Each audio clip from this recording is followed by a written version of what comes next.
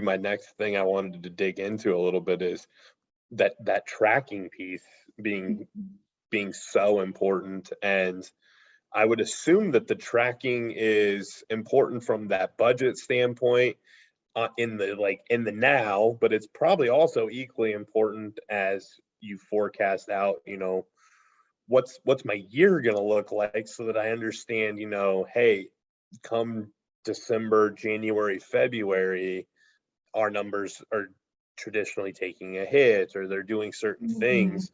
How important is understanding and forecasting and tracking your numbers year over year to your overall budget? Should I be budgeting so that I'm spending more money in the months when I'm making more money?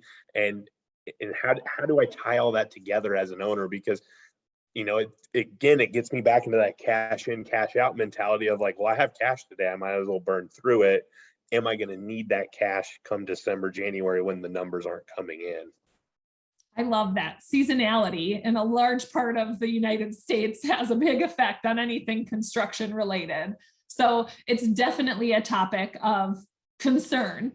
And I think that year to year piece you're talking about, in my mind, it just makes me think of, well, that helps me budget more accordingly, right? I want to look at our previous years, because if we're consistently know that 3 months, the first 3 months of the year, our production can't produce much because of weather or whatever it is, I need to visualize that. I need to see that, okay, we know there's certain overhead that doesn't go away. Yes, you can maybe downsize some overhead during the quiet time, but all overhead can't go away to stay in business. You can't always, well, I'm going to leave my office space for those 3 months every year and not pay rent. There's certain things. And so I think when you're talking about tracking it year to year, even, it just helps you as you get into tracking correctly. Now you have a basis of data to get more and more accurate each year on how you budget, which will allow you to get more and more accurate on how you can make decisions throughout the year as things are changing, right? Any of those components change, now you feel with more confidence, where do I need to be at the end of the year? So when you're talking about getting towards the end of the year and it's quieting down, you have enough resources left, because you're going to run losses for a few months over the winter.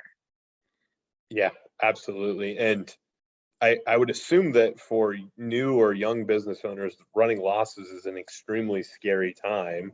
Um, any tips? Because we're going to have the gamut of people joining us for this content. We're going to have those that are, you know 10, 15, 20 years in business, and that they're looking for those little nuggets. And then we're going to have those young new business owners that are saying, oh, I'm kind of up to the end of the year and I'm going to maybe operate with a loss.